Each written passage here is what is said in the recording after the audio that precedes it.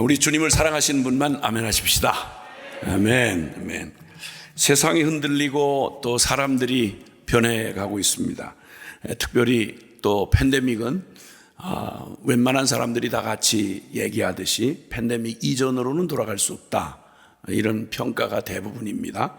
그리고 또 앞으로 향후 이 4차 산업혁명이 가져온 이 놀랄만한 이런 변화가 긍정, 부정 모두를 포함해서 이런 변화가 앞으로 한 10년 정도를 끌어야 할 시간을 단 2년 사이에 확 앞당겼다, 이렇게 얘기를 합니다. 사람이든 일이든 간에 그걸 맞이할 만큼 적응할 시간이 필요한데, 적응하지 않은 채로 꼭 어린아이에게 살아갈 무거운 짐이 지워진 것처럼 아직도 철일은 때가 아직 아닌데 갑작스럽게 닥쳐져서 준비되지 않는 상황으로 맞이하려 치면 당황과 두려움과 당혹감을 지울 수가 없습니다. 이럴 때 이렇게 흔들리고 변해가는 세상 속에서 교회마저 흔들리면 큰일 납니다. 그러나 어쨌든 상황은 우리를 그냥 두질 않았고 선교계도 크나큰 변화와 또 요동치는 그런 상황을 지금 맞이하고 있고요. 그리고 계속 그렇게 우리에게 맞추어 주실 줄만 알았던 하나님께서 이번에 한국교회도 총체적으로 지금 위기라고 말할 수 있는 상황을 이렇게 맞이하고 있습니다. 그러나 그럴 때마다 주님께서 말씀해 주신 바가 있는데, 예레미야 6장 16절에 보면 너희는 길에 서서 인생이 시작하는 날부터 멈출 사이가 없이 우리가 원턴 원치 않던 쏘아는 화살처럼 아주 빠르게 지나갑니다. 졸고 자는 사람에게도 24시간은 48시간이 안 되며, 그리고 급하다고 또 더 앞질러 갈 수도 없는 게 바로 인생이고 세월에 묻혀 살아가는 사람의 한계입니다.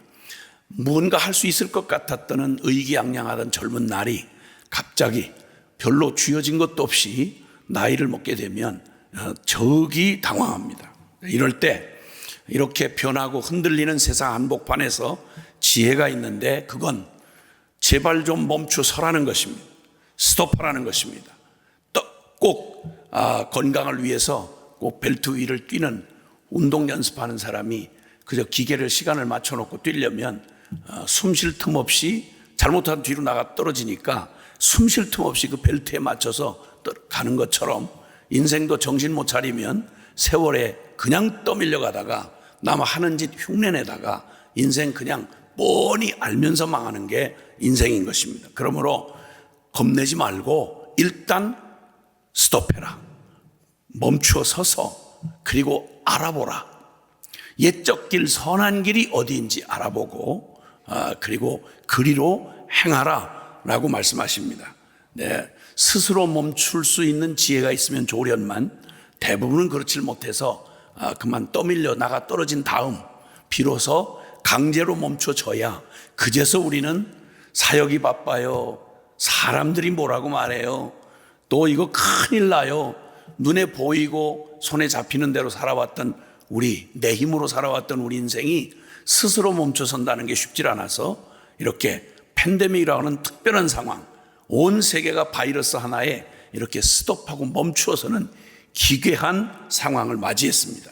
이럴 때 모든 이가 다 당황하고 두려워할 때, 그때 그래도 하나님을 믿고 또 영원한 진리의 말씀을 가지고 있다는 교회야말로, 이때야말로 어차피 엎어진 김에 정신 차리고 화급하게 동서남북 가리지 못하고 또 일어나서 정신없이 뛰어갈 게 아니라 스톱하고 멈춰서서 이제 과연 우리 그렇게 열심히 살아왔던 날들, 그리고 내가 그토록 분별 없이 달려왔던 시간들은 어디를 향했던 건가? 말씀드렸지만 위기의 때에 항상 살펴봐야 될 게 있습니다. 첫째, 나는 어디를 향해 가고 있는가? 목표입니다. 그저 태어나서 생긴 욕심 가지고 먹고 마시고 시집가고 장가가고 사고 팔고 그저 그 일 얼마나 남보다 조금 더 빠르게 얼마나 더 많이 이렇게 허겁지겁 하다 보면 사역도 마찬가지입니다. 말이 분명히 하나님의 일인데도 불구하고 우리는 그 일을 시키신 하나님은 생각할 겨를 없이 주어져 있는 그냥 사역에 떠밀려 가다가 한껏 지나간 다음 모든 기회를 상실하고 그렇게 분명하게 들리는 알람 소리도 귀에 들릴 사이 없이 부르시는 주님도 못 느낄 만큼 너무 바쁜 사역자가 돼서 어디로 가는지 모른 채로 가다가 돌이킬 기회를 놓치는 이런 어처구니 없는 위험이 있을 수 있는 것입니다. 주님께서 강제로 세우실 때는 더욱 기다렸다는 듯이 멈추어 서서 그리고 옛적 길 선한 길이 어디인지 인생이 갑자기 오늘 뚝 떨어진 날을 사는 게 아니라서 우리는 과거에 우리와 같은 사람이 변함없으신 하나님의 말씀을 따라 인생들이 그 앞에 살아가던 길에 그 길이 어느 길을 가고 어떤 결과를 맞이했는지를 생각하고 그리고 분별해서 기왕에 주어진 길을 한 걸음을 걸어도 한 일을 해도 될 일을 해야 하고 길을 가도 걸음을 걸어도 길이 아니면 가지를 말고 그리고 길을 찾아가는 것이 지혜인 것입니다. 그러므로 주님께서 이제 주님의 그 놀라운 은혜를 우리에게 부어주시되 참으로 주님 이 땅에 두신 하나님의 창조의 원리, 주님의 이 창조의 섭리와 법칙을 우리에게 깨닫게 하시기를 원합니다. 성경은 너무도 당연해서 너무도 당연한 걸 생각 못할 만큼 똑똑하고 지혜롭다는 우리가 그렇게 어리석게 살 때가 있습니다. 주님 이런 말씀하십니다. 자연계에는 자연 법칙이 존재하는데 그 중에 하나 참 준엄한 것은 심은 대로 거둔다는 것입니다. 그러니까 아무리 바빠도 아무리 목표 설정을 하고 세상 없이 마음이 다급해도 분명 기억해야 할 것은 심은 대로 거둔다고 말하면 제일 먼저 뭘 심을 건지를 생각해야 할 것입니다. 이거 심고 무엇을 심든지 심은 대로 거두리라고 말씀하신 이 준엄한 법칙은 세상 없는 긍정의 힘 적극적 사고방식으로 나를 자꾸 암시하고 자꾸 나를 이렇게 거기에 사로잡혀 끌고 가게 해도 죄송하지만 죽은 씨를 그러니까 썩은 씨를 심어놓고 좋은 생명에 충만한 열매를 맺기를 또 기대한다는 건 그건 미친 짓입니다. 그리고 주님 좋은 씨앗을 심고 좋은 열매를 거두는 건 당연하지만 그러나 그렇지 못한 것을 이 세상과 육체를 위해 썩어질 걸 심고 그리고 영원한 걸 거둔다는 말은 있을 수가 없으며 인간의 지혜와 인간의 결론을 가지고 심어놓고 유행하는 경영 그리고 심리 그리고 세상의 모든 철학 이걸 갖다가 열심히 심어놓고 하나님의 신령한 열매가 맺어질 줄 기대하는 자체가 어리석고도 그렇게 어리석고 한 걸음 더 나가서 악한 것입니다. 주님은 분명히 말씀을 합니다. 심은 대로 거두리라고요. 두 번째는 영적인 법칙을 해놓으셨는데 그것은 믿은 대로 될지어다라는 것입니다. 그러니까 섬뜩합니다. 내가 뭘 믿고 내가 살았나 무엇을 믿고 달려왔나 다 같이 주의 일을 하는 것 같고 다 같이 교회에 드나드는 것 같지만 희한한 것은 자기 믿음대로 합니다. 믿은 대로 할 수밖에 없습니다. 히브리서 11장 6절은 말씀해 주기를 믿음이 없이는 기쁘시게 못하나니 하나님께 나아가는 자는 반드시 그가 계신 것과 그가 자기를 찾는 자들에게 상 주시는 이심을 믿어야 할지니라. 그러니까 믿음 없이 하는 모든 일, 눈물 겪고 아무리 감동적인 일을 한다고 해도 인간적인 최선과 인간의 쥐어짠 지혜를 가지고는 결코 거기서 하나님이 하시는 일, 하나님만이 맺으실 수 있는 열매를 결코 맺을 수 없다는 것입니다. 언제쯤이면 우리가 이걸 알아들을까요? 어느 일을 당하면 우리가 우리의 어리석은 일을 멈추고 정말 너무 다급하게 대부분 우리가 분주하고 다급하고 그리고 막 당황함과 두려움으로 사람들을 채근하고 나를 채찍질하면서 나아가는 일은 대부분 선한 동기라기보다는 불신의 동기가 많습니다. 하나님께 나아가는 자는 반드시 그가 계신 것과 선교사역 누가 하십니까? 주님이 하십니다. 요한복음에 말씀한 대로 사람들이 나와 예수님께 묻기를 주여 우리가 어떻게 해야 하나님의 일을 하오리까? 그랬더니 주님의 대답은 아주 간결, 명료, 확실하십니다. 하나님의 일은 그의 보내신 자를 믿는 것이, 즉 예수님을 믿는 것이 하나님의 일이다. 나를 믿는 게 하나님의 일이다. 하나님을 믿지 못해서 부지런히 우리가 애를 쓰면 눈에 보이고 손에 잡히는 대로 눈에 보이는 사람보다 더 든든할 수가 없죠. 보이지 않는 하나님을 믿는다는 말보다 예, 기도하겠습니다. 예, 주님이 아시지요? 그런 짜증을 냅니다. 믿는 사람들이 짜증을 내요. 그 무슨 말이냐고, 기도만 하면 다냐고. 이 질문에 어떤 대답을 갖고 계신지 한번 여쭙고 싶습니다. 기도만 하면 다냐?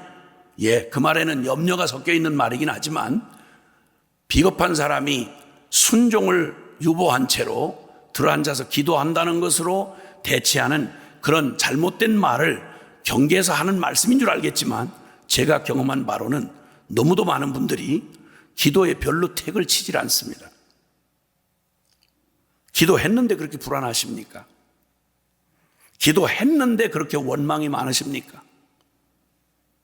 기도했는데 누군가의 탓을 하십니까? 무슨 기도를 했는데?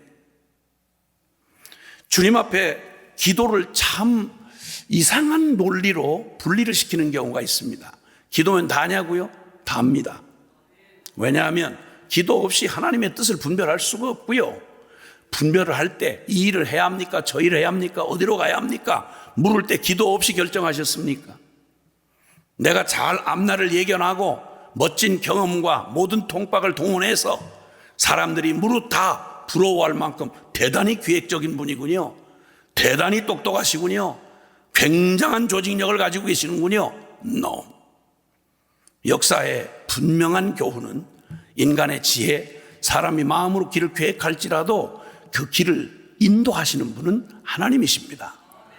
그리고 아무리 완벽하게 우리가 달 짜놓고 추진해가는 계획이라도 말씀하지 않습니까? 시편의 말씀처럼 우리가 여호와께서 우리 성을 지켜주시지 않으면 밤새도록 치밀하게 짜놓은 파수꾼의 경성함이 허사고, 여호와께서 그 성을 세우지 아니하시면 우리가 쉬지 못하고 밤낮 수고하는 모든 수고가 헛되도다. 이거 경험하기는, 이거 알아차리는데 그렇게 시간이 필요하지 않습니다. 우린 조금만 눈여겨보면 기도에 별로 비중 두지 않고 똑똑하신 분들이 설쳐놓은 일이 무슨 결과를 맺었는지는 굳이 연구까지 할 필요 없습니다. 조금만 들여다보시면 압니다. 주님 늘 말씀하셨죠.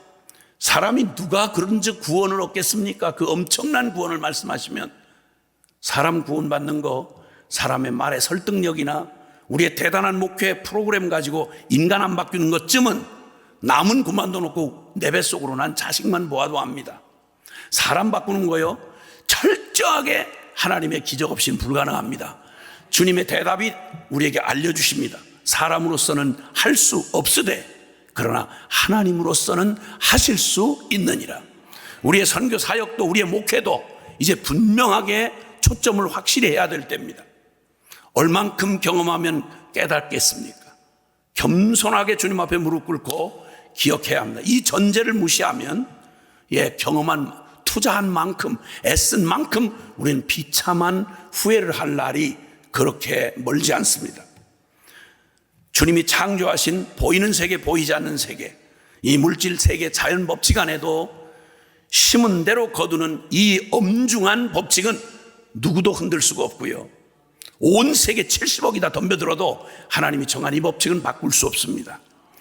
영적인 법칙, 보이지 않는 영적인 세계도 그저 눈 감고 되는 대로, 생각하는 대로 되는 게 혼미하고 혼돈된 게 영적 세계가 아닙니다. 이상하게 영적 세계라고만 하면 그냥 눈을 감고 덤기는 경향이 많습니다. 아니요, 두 눈 똑똑히 뜨고 정신 차리고 영적 세계야말로 너무도 명확하고 분명합니다. 그 영적 세계의 원리는 믿은 대로 될지어다. 그럼 나는 도대체 누구를 믿으며 무엇을 의지하고 살았는지를 냉정하고 준엄하게 살펴보아야 합니다.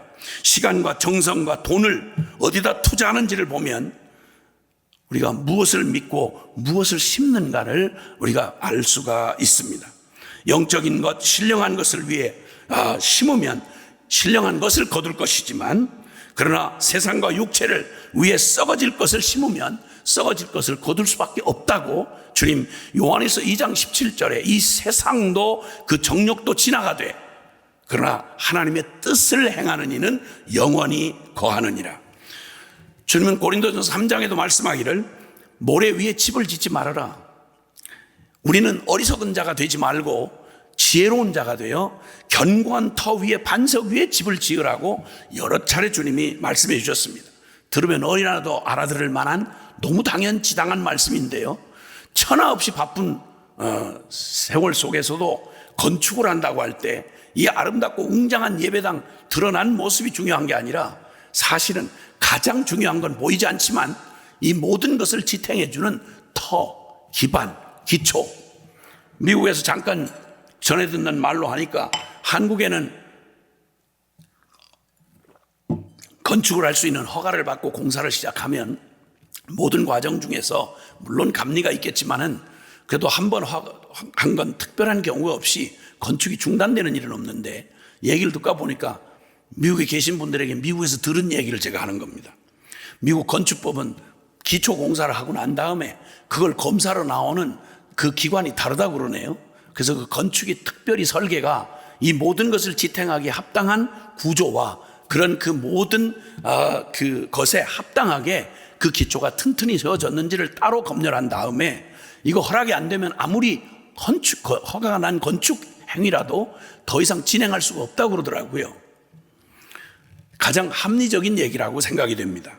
그래서 주님도 너희가 터를 닦되 어리석은 자가 되지 말고 지혜로운 자가 되어서 그 터를 견고히 해야 되는데, 교회는 거듭난 하나님의 거룩한 영적인 하늘 백성의 생명 공동체, 즉 건물이나 조직이나 교단이나 다른 것이 아니라 교회는 바로 생명, 인격으로 거듭난, 그래서 생명 되신 그리스도를 생명으로 만난 그 생명의 집합체, 영적인 유기적 공동체라고 하는 이 사실, 이거에 기초하지 않고 사람이나 조직이나 교단이나 다른 것에 의지하면 아시겠지만 2000년 기독교 역사가 진릴 만큼 우리에게 결과를 보여주었습니다. 살아있는 거듭난 성도들 아니고 자꾸만 경영적인 측면으로 그리고 인간적인 방법으로 자꾸만 갖다 모아놓고 자꾸 인간적인 방법으로 세우는 교회, 나중에 되돌릴 수 없을 만큼 사람들의 집단이 됩니다.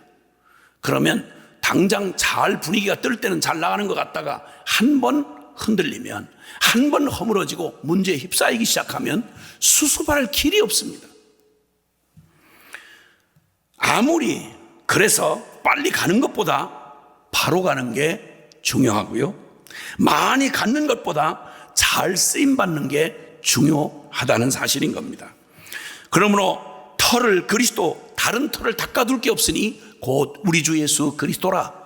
그리고 이 터를 바로 선택했다면 그 터에 걸맞게 그 위에 짓는 집도 무엇으로 지어야 할지 나무나 풀이나 지프로 짓고 또 혹은 금이나 은이나 보석으로 지으면 그냥 지을 때는 훨씬 더 그 진가를 가릴 수 없이 나타나는 현상이나 그리고 그 빠르기나 이 외적인 상황만 보면 어느 교회가 잘 되는지 무슨 사역이 제대로 된 건지 알 수가 없습니다. 그러나 주님 분명히 말씀합니다. 불로 그 공력을 심판한 날이 올 거라고요. 불로 그 공력을 심판하는 날이 올 거라고 분명히 말씀합니다. 불로 심판하면 길게 얘기할 것도 없죠. 쉽다, 빠르다, 보기 좋다, 남이 박수친다, 이걸로 스스로 만족했던 우리의 사역이 정말 어처구니 없도록, 그 일은 갑자기 충격을 받을 일이 아니고 시작부터 그렇게 될 것을 안고 한 일인 것입니다. 지금까지 경험이면 충분합니다. 이제 한 가지 결심을 분명히 해야 할 게 있습니다. 그건 어리석은 짓 하지 말자, 빠르다고 쫓아가지 말자, 그리고 유행 탄다고 거기에 앞서가서 그렇게 설치지 말자.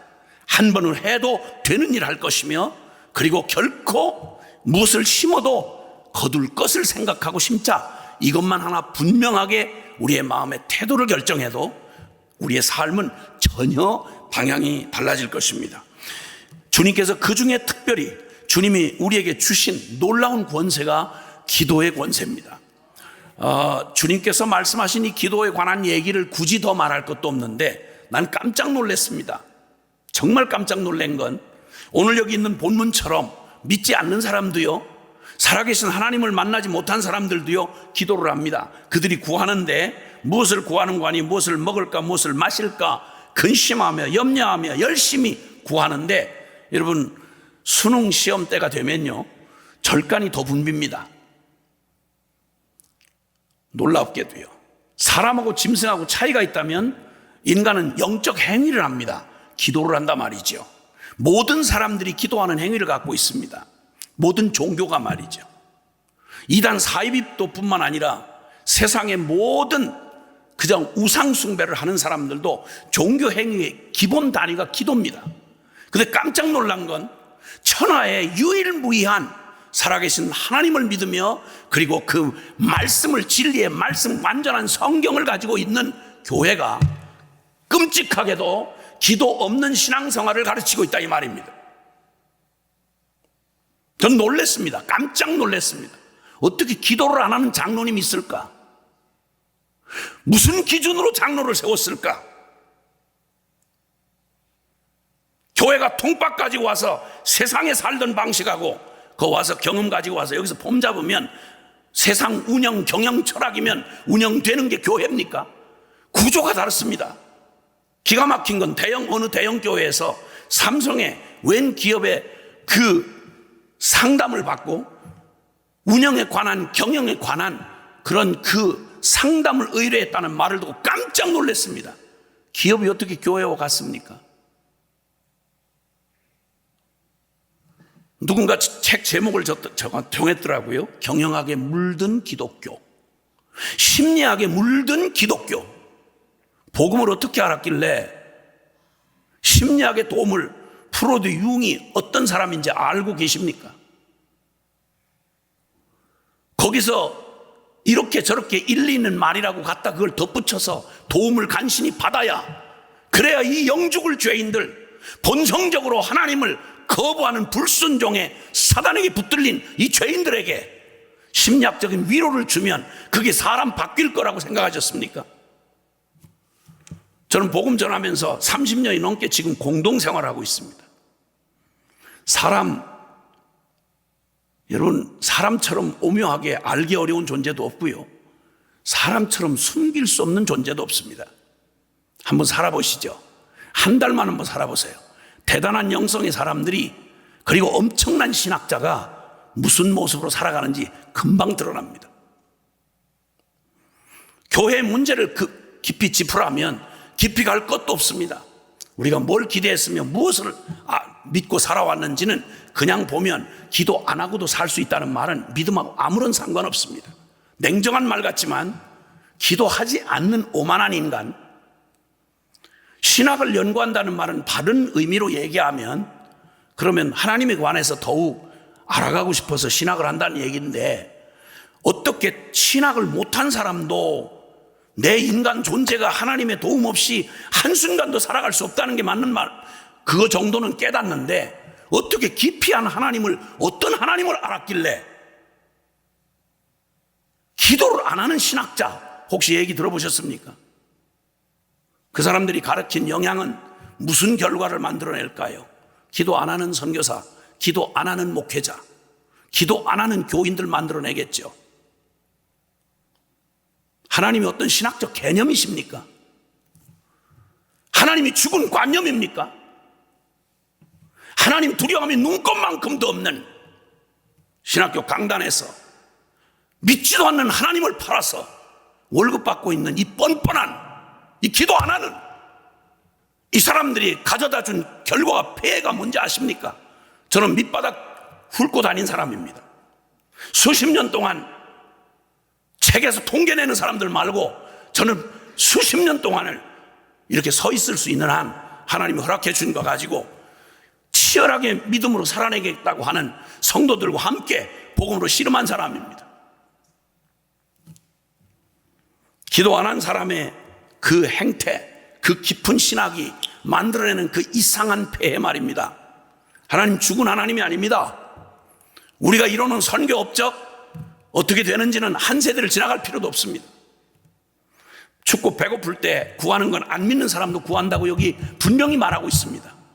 영적인 존재인 짐승하고 다른 사람이 조금만 진지하게 살아봐도 기도 없이 어떻게 사나 싶으니까 돌에 나가도 빕니다. 무슨 짓을 해서라도 보이지 않는 알지 못하는 천지신명님께 이름도 모르는 신의 이름을 불러가면서 구하고 사는 게 그래도 진지하게 살겠다는 인간들의 영적 행태입니다. 그런데 더군다나 성경을 가지고 더군다나 살아계신 하나님의 신앙 고백을 예배 때마다 전능하사 천지를 만드신 하나님 아버지라고 말하는 성도들이 기도 안 하는 성도를 수십만 명을 만들어 놓고 수백만 명을 만들어 놓고 뭘 기대하셨습니까? 그 똑똑한 학벌 좋은 교인들 앉혀놓고 무슨 열매를 기대하셨습니까? 선교 한때 유행하고 붐이 일어나면 니나 내나 선교사라고 이름만 붙였다 비행기만 탔다 그러면 선교사냐고 비아냥거리는 조롱소리를 들을 만큼 열기가 충만했습니다. 지금 20대 KWMA 통계에 의하면 재작년이 작년이 정확하지 않습니다만은 20대 선교사로 헌신하는 20대 선교사가 전체 합해서 한국에 187명인가 그랬습니다. 가장 큰 교단에서 제일 많은 선교사를 내보낸 선교사 사무총장님이 얘기하시더라고요. 바로 작년 말 기준으로 거기에 속한 선교사님들의 평균 연령이 55세라고요. 2030년이 되면 그러면 그 중에 거의 7, 80%가 은퇴하신다고요. 어떻게 할 거죠? 우리 뭘 이뤄낸 거죠? 우리 그 똑똑한 대단한 선교 전략, 그 굉장한 선교 프로젝트 굉장했습니다. 여러분, 선교 한국을 제가 거의 20년 가까이 거의 참여하면서 봤는데요, 젊은이들이 보통 5, 6천 명씩 모였습니다. 그 중에 대다수의 제가 가진 시간에서만 1,000명이 넘는 청년 대학생들이 헌신했습니다. 그리고 밀려나갔습니다. 기도는 별로 중요하게 생각하지 않았습니다. 여러분, 기도에 주님이 우리에게 주신 그 아름다운 모든 복음이 전부 기도에 달려있다는 사실을 요한복음 14장 12절로 15절 사이에 보면 주님이 이렇게 말씀합니다. 너희가 누구든지 너희가 이제 주님께서 말씀하기를 나를 믿는 자는 나의 하는 일을 저도 할 것이요 나보다 더 큰 일도 하리니 이는 내가 아버지께로 가미니라. 무슨 말인가 하니 복음을 완성하셨다 이 말입니다.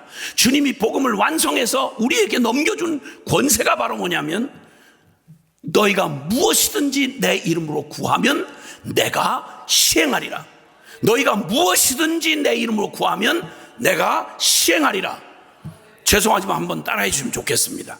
사람이 일을 하면 사람이 일할 뿐이지만 사람이 기도하면 주님이 친히 일하신다. 아멘. 이게 주님의 마지막 유언 같은 말씀에 마지막 유언 목요일 날 밤 십자가에 못 박혀 가시기 전 유언하신 주옥 같은 말씀 속에 담겨진 이야기였습니다. 이 엄청난 얘기, 이렇게 하는 것은 아버지께서 아들로 말미암아 영광을 받게 하려 하심이라고 말합니다. 무엇이든지 구하라는 것입니다. 그러면 주님이 친히 일하시겠다는 겁니다. 하나님이 일하셔야 우리 선교지 열매 맺을 수 있습니다. 하나님이 일해야 이 뉴욕이 바뀔 수 있습니다. 하나님이 일하셔야 우리 교회 새롭게 될 수 있습니다. 이제 정말 여기에 단 몇 분이라도 이 뉴욕 선교대회를 통해서 하나님께서 우리의 그간의 수고를 격려해 주시면서 그러나 분명히 말씀하실 겁니다. 우리가 어디를 향해 있었는지, 무슨 힘으로 했는지, 그리고 진정으로 주님 앞에 새로운 것이 아니라 돌이켜 주님 앞에 우리의 무릎을 꿇기만 하면, 신학교 교수님들이 기도의 사람으로 바뀌면 신학교는 어마어마한 충격적인 변화를 가져올 것입니다. 근데 기도를 깊이 하신다는 교수님을 별로 제가 만나본 기억이 잘 안 납니다. 뛰어난 선교 전략가가 기도를 그렇게 소중하게 생각하는 일을 제가 몇 번 참석해 본 모임에서는 별로 느낄 수가 없었습니다. 기도하는 사람은 머리가 좀 빨리 안 돌아가는 사람. 복음에 뜨겁다고 그러면 기껏 한다는 말이 좌뇌 우뇌 얘기를 하고, 이게 좌뇌 우뇌의 얘기입니까?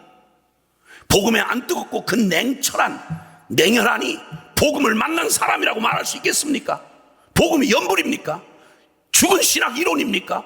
결코 그럴 수 없는 것입니다. 여러분, 예수님은 환상 속에 있는 2000년 전에 죽은 예수가 아니라 지금 어제나 오늘이나 영원토록 동일하신 예수 그리스도이십니다. 우리는 죽어 무덤에 묻힐 수 있지만 우리가 믿는 그 주님은 영원히 살아 계십니다.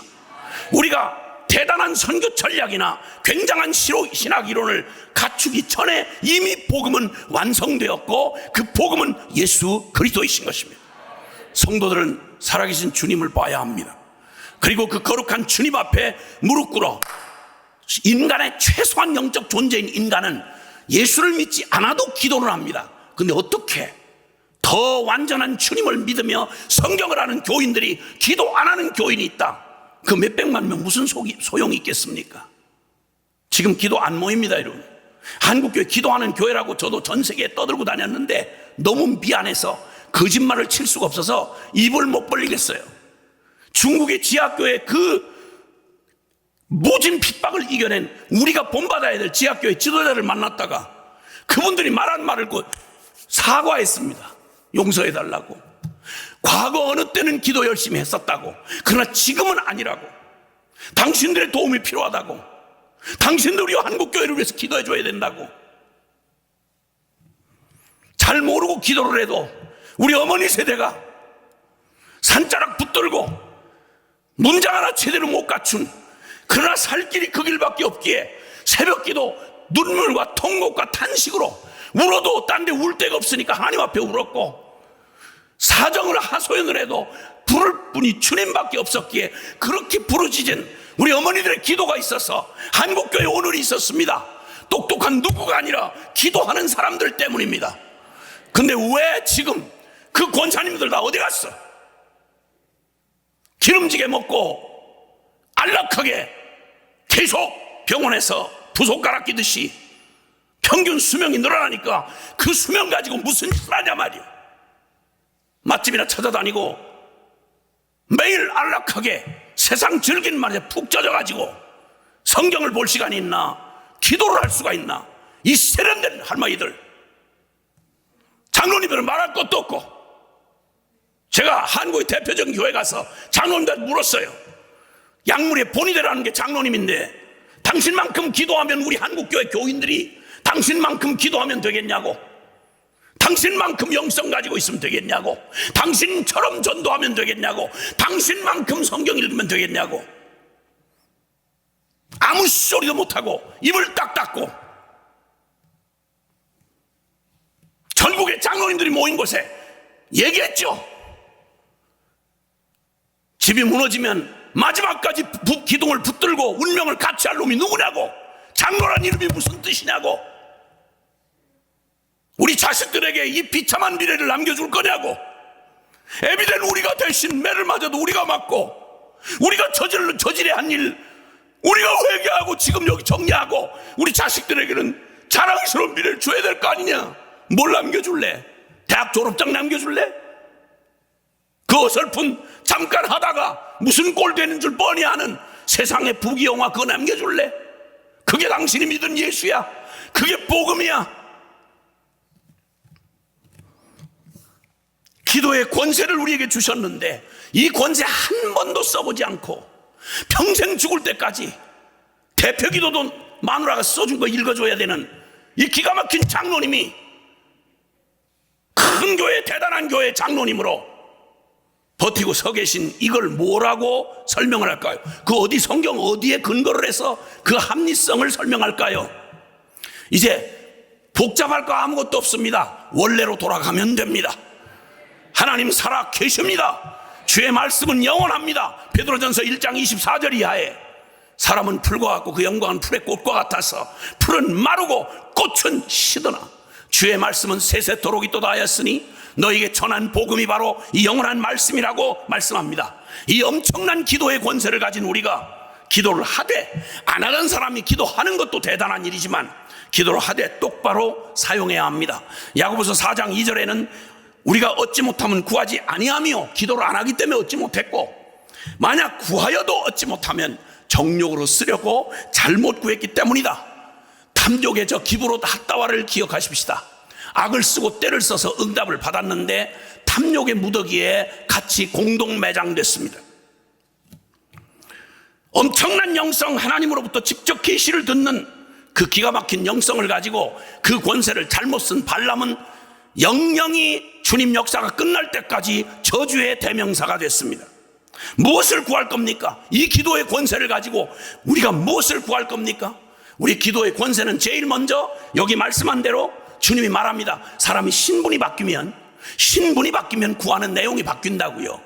고아였는 줄 알았는데 세상에 6.25 동란 때 잊어버린 일사후퇴 때 잃어버린 아버지가 돌아가신 줄 알았는데 세상의 뉴욕에서, 세계 중심가 뉴욕에서 기가 막히게 자식을 찾으면서 전 세계 저 마이크로소프트보다 빌 게이츠보다 더 성공을 한 어마어마한 억대 부자가 돼서 있다는 소식을 알고 미국 정부의 초청으로 여기 명예 시민권 얻어가지고 그 자식을 데리고 왔는데 어마어마한 저택에 들어왔습니다. 날마다 거지로 살다가 아버지를 구한 줄 알다가 아버지를 만나면 구하는 게 달라집니다. 눈 뜰 때마다 오늘 아침은 먹을 수 있을까요? 나 여기 깨끗한 침대 자도 될까요? 이 소리를 계속 반복하면 첫날은 몰라도 한 달이 지나도 그 소리 계속하면 무엇을 먹을까 마실까 입을까 이거 염려하고 근심하고 고아짓을 하다가 아버지가 세계적 재벌인 걸 깨닫고 그 아버지 아들인 걸 확인하고 났다면 제일 먼저 바뀌는 게 기도의 내용이 바뀌는 것입니다. 오늘 그 얘기 하시는 겁니다. 이건 뭐가 어려워서 못 알아듣겠어요. 근데 여전히 안 하는 사람들 중에 기도 좀 한다고 하는 사람들 보면 오직 문제 해결 소원 성취입니다. 날마다 발을 동동 구르면서 뭐 먹고 살아요? 어떻게 해야 돼요? 그 아버지가 어떤 아버지인데 그런 말을 하냐 이 말입니다. 주님이 하신 말씀입니다. 이거 세상의 영적인 고아들이 하는 말이라. 왜 먹을 거 염려하니? 왜 입을 거 염려하니? 너희가 그것 때문에 그러냐? 재벌 총수 아들만 해도 경영 승계 수업을 하지 먹고 살 거 하루하루 끼니 걱정하지 않습니다. 여러분, 하물며 하늘의 하나님을 아버지라고 부르는 우리가 곧 죽어도 하나님의 아들 딸인데 아무리 여기서 투잡스리잡 하면서 힘겨운 삶을 산다고 해도 밥벌이 때문에 뉴욕에 있는 거 아닙니다. 주님이 우리를 그런 모습으로 낮은 모습으로 두셨지만 밥벌이라 살던 건 고아 때 하던 짓이고 주님을 만나면 당당합니다. 그곳에 주님 선교적 전절에 보내셔서 모양은 월급 받고 거기 일하는 일용직이지만 그러나 하나님의 대사로서 소명을 가진 사람은 먹을 거 걱정하지 않습니다. 저희가 그렇게 살아온 지 수십 년 동안 단 한 번도 비굴하게 어디 손 벌리지 않았습니다. 한 번도 굶기지 않으셨습니다. 주님 하시는 일에 그분의 고귀한 성품대로 우리를 위해 책임져 주셨습니다. 그러므로 하나님을 아버지라고 부르는 이 기도의 자녀된 권세, 요한복음 1장 12절에 영접하는 자 곧 그 이름을 믿는 자들에게 하나님의 자녀가 되는 권세를 주셨다고 말씀합니다. 자녀의 권세는 어디서 찾을 수 있나요? 어디서 할 수 있습니까? 아버지 앞에 기도하는 거 아니겠어요? 무슨 일만 있어도 아빠하고 뻔뻔하기 짝이 없도록 어떤 상황에서 아빠하고 달려갈 수 있는 이 권세는 언제 쓰는 겁니까? 이걸 언제 한번 써봅니까? 세상이 어떻게 하나님을 그렇게 이상한 앵벌이 시키는 아버지처럼 기도 한 번 안 하고 지가 전부 책임 다해서 선교도 내가 하는데, 여러분 선교하느라고 너무 애쓰신 거 너무 감사하지만 주님이 미안할 정도로 내가 너한테 미안하다, 네가 내 걱정을 내 대신 해주고 아니 피골이 상접할 만큼 평안도 없이 그렇게 일하는 거 주님 원치 않으십니다. 그 주님 오해하는 겁니다.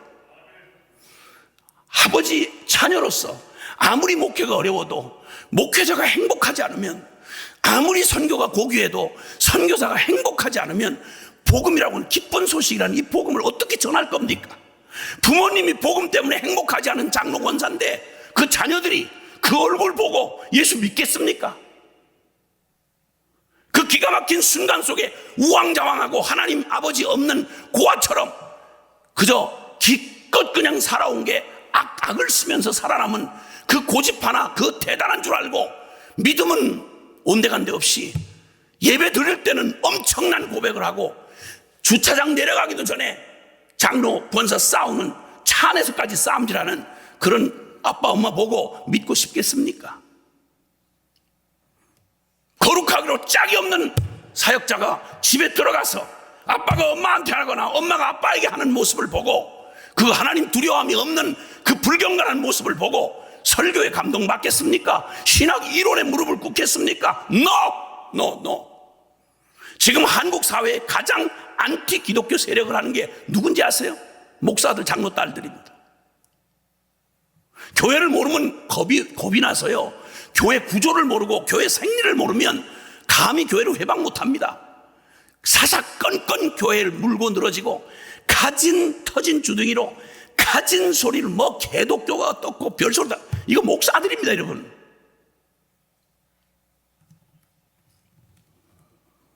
선교사 자녀가 가장 선교사 되기를 싫어한다면 도대체 일본에 갔더니 라면집 300년, 200년인가 300년을 대를 이어서 하는 라면집 사장이 있더라고요. 라면만 해도 자식한테 야, 돈 벌고 사는데 이거밖에 없다, 가르쳐 줄게, 이거 노하우다, 이렇게 전해주고 싶은 거라면 의사 부모님 밑에 대부분 자녀들 의사 됩니다. 선교사 자녀가 가장 선교사가 부럽고 하고 싶고, 야, 너까지 그러지 말아라, 뜯어 말려야 할 만큼 선교사를 부러워하고 사모하지 않는다면 누가 선교사를 지원하겠습니까? 그러므로 주님 앞에 아버지 부르면 뭔 기도를 그렇게 무슨 말을 많이 해야 되고 기도할 줄을 모른다는 게 말이 되겠습니까?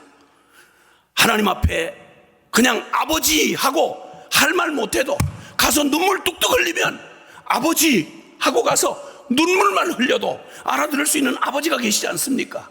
신음만 해도 그러지 않습니까? 기도는 못해도 다른 건 다 할 수 있는 이 구조, 이거 바꾸셔야 합니다. 현지 지도자들, 기도 안 하는 똑똑한 현지 지도자를 선택한 그 결과 무슨 일을 당하고 있는지 제가 선교지 다니면서 그 부탁받아서 갔습니다. 이거 어떻게 하면 좋겠냐고. 그건 어떻게 하는 게 아니라 할 수 없다고, 뿌려놓은 씨는 그대로 두고 이제라도 생명의 씨를 벗쳐서 살아계신 하나님 앞에 기도하는 일꾼 세우셔야 한다고. 당신이 여기를 떠나도 당신 이상도 이하도 말고 당신에게 주님이 어떤 의미의 주님인지를 알고 그렇게 오직 무릎으로 순종할 수 있는 그런 사람 세우지 않으면 우리가 남겨놓은 모든 학교, 우리 모든 예배당, 우리 모든 사역 무슨 결과를 가져올지는 연구 안 해도 아시지 않습니까? 그러므로 무엇을 구할 것인가? 주님 말씀합니다. 주기도문으로 가르쳐 주셨습니다. 먼저 그의 나라와 그 일을 구하라고요.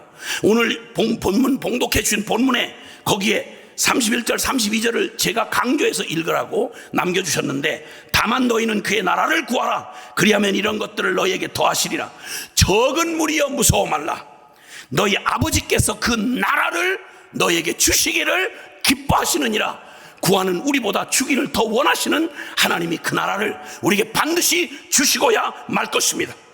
하늘에 계신 우리 아버지 이름이 거룩히 여김을 받으시오며 나라가 임하옵시고, 아무리 급하고 두려워도 급한 마음 내려놓고 항상 아버지 앞에 달려가면 아버지 당신의 이름이 높임을 받으시옵소서.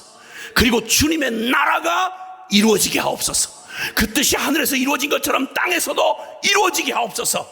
그 안에서 내가 먹고 마시고 순종하는 모든 거 주님 때문에 가능한 걸 고백합니다. 주님 나라 이루어지지 않는데 팔자 고치면, 주님 나라 이루어지지 않는데 나 사역 잘 되면 무슨 꼴이 나겠습니까? 기도에 어떻게도 바꿀 수 없는 순서는 그의 나라와 그의 의를 먼저 구해야 하고, 사랑하는 성도들에게 가장 먼저 가르쳐줘야 될 건 기도하지 않는 신앙생활, 기도하는 만큼 영성입니다. 기도하지 않는 영성, 세상 없이 떠들어도 그 말에 감동받거나 주님이 흔들리지 않으십니다. 왜냐하면 주님은 항상 그 기도의 약속을 걸어 놓으셨기 때문입니다. 기도하겠습니다. 사랑하시는 하나님 아버지, 이 새벽에 주님이 너무도 단순 명료한 강력한 주님 말씀해 주시니 감사합니다. 기도 없이 살았던, 아니 기도를 한다 해도 주님 오직 염려와 두려움과 아비 없는 고아처럼 먹을 거 마실 거 입을 거 염려하며 구했던 우리의 이 허망했던 우리의 삶을, 눈앞에 보이는 사역과 성공과 사람들에 대한 그 압박 때문에 아버지 나라를 구할 용기와 믿음과 확신이 부족했던 우리를 용서해 주시고, 주여 우리 안에 당신의 거룩한 영광을 다시 한번 나타내 보여주시고, 거룩하신 하늘 아버지를 아버지라고 부르는 영광의 권세를 모두가 회복하고 기도하는 하나님의 나라의 사람들, 교회들, 선교지 되게 주옵소서. 예수 그리스도의 이름으로 기도합니다. 아멘.